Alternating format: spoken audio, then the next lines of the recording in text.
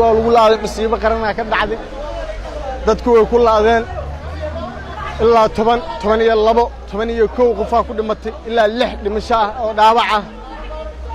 oo indheega ay qabteen dadkii dhagaxaanta hoostooda laga soo baxshay caseeyo oo ku dhintay wiil yar oo caseeyo ah hooyo iyo wiilkeeda way ku dhinteen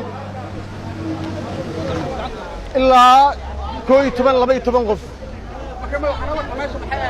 ماشي مال أو حياة كافيتيريا صبيحي كوبشين يا كافيه يا شاي يا عبيتاني والوعبو لفديستو ودد اسكوغي مادان دد مدحا دد مساكينه كل اسكوغي مادان ايه ماشي